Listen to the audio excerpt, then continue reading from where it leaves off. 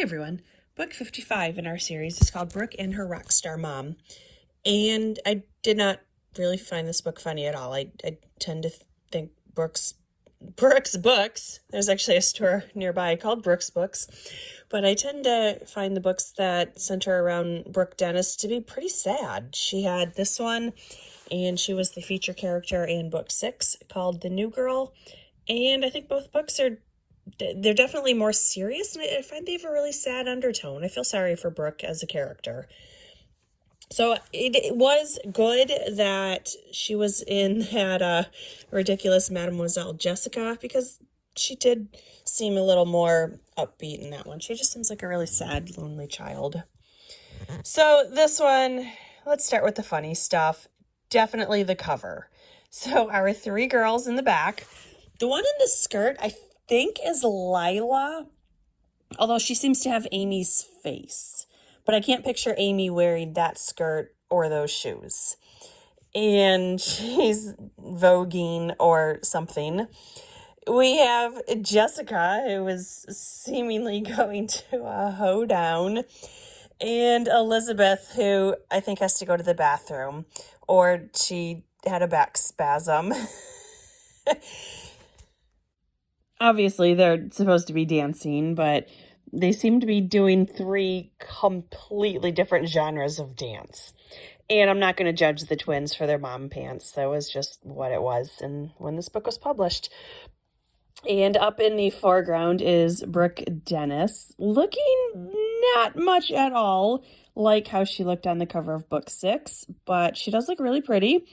And I do like the expression, clearly WTF are you idiots doing? So, also what was funny in this book, there was a lot of referencing to the party that the Wakefield children had in the previous book. And what keeps happening is Mom realizes that food is missing. So she realizes there was an entire bottle of mayonnaise that's now gone. And there was an entire bottle of pickles that is now gone. And the kids keep blaming poor May Brown for eating all of this food. And the final straw is Mom finds a piece of bologna in her shoe. And once again, they blame this poor woman because they haven't tortured her quite enough in the previous book. But our twins aren't complete evil yet. So they do come clean and admit they had a party, and their great big punishment is they have to clean the house. So no big deal. We get a decent amount of foreshadowing about the next book when Aunt Helen comes to visit and whatever. Actually, I do know that Aunt Helen brings the 3 kids money, which they really could have used last book for their party. So the main plot of this book is about Brooke and her rockstar mom. So Brooke's parents are divorced. She lives with Dad. And she finds out that Mom, who has been living in Europe, is going to be coming over for a visit. And what's really sad is Brooke is concerned that Mom isn't coming specifically to see her. She thinks that maybe Mom has some business and she's just going to squeeze in a visit to her daughter while she's in town. And that's exactly what happens. And it's really sad that Brooke is only 12 and they already have established this pattern. So the big secret is that Mom is her secret, her secret identity is she's Coco, this real famous music star who has 2 songs, whatever. And Coco's agent thinks it'll be bad for her image if people find out that she has a family. So she not only is divorced from Brooke's dad, she has a new husband and a baby named Sonia, who's about a year old.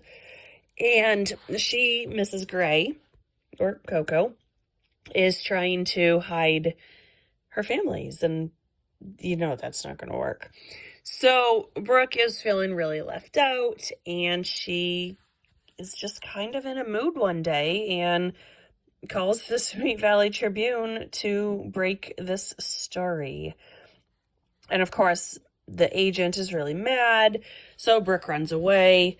She doesn't run very far. She runs to the Wakefield's basement, and Mom realizes it's not worth the secret, and she comes public with the fact that she has a family.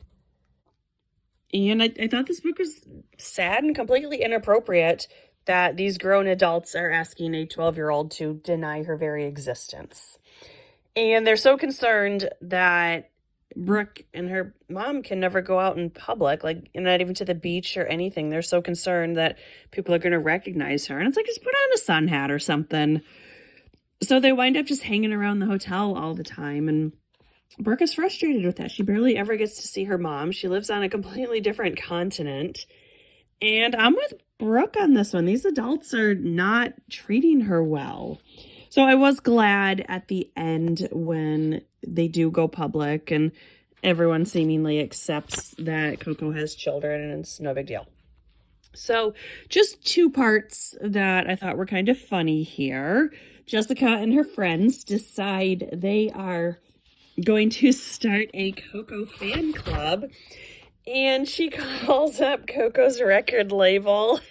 So that's just funny that she can even call and get a person to talk to her.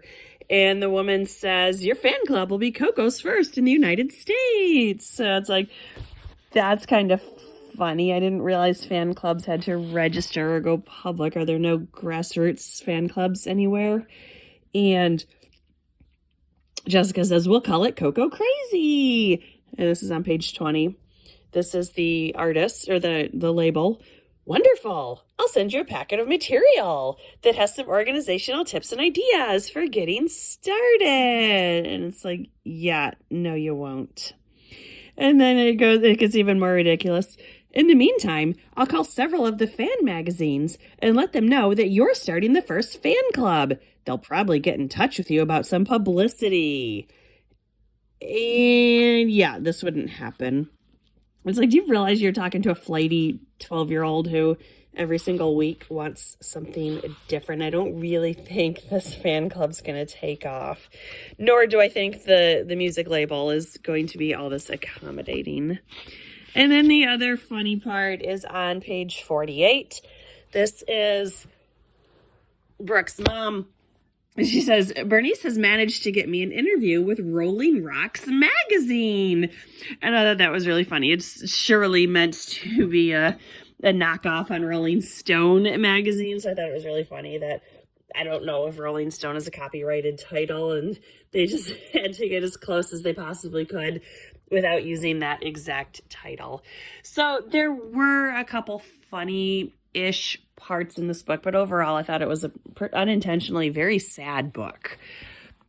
The next one is called The Twins Strike It Rich, and if I remember correctly, Aunt Helen gives them $100 each and they all blow it. Typical Wakefields. Actually, I take that back. They're 12 and 14 years old. What do you really expect them to do?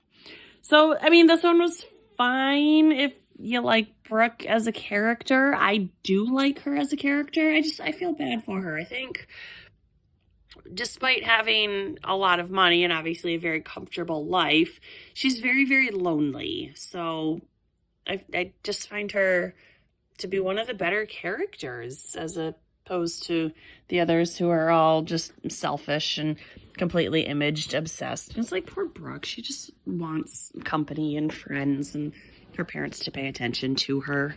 So yeah, I recommend this one. It's not all that similar to the others in the series, but I like this one. So check it out. It's called Brooke and Her Rockstar Mom, book 55. Thanks for watching. Bye.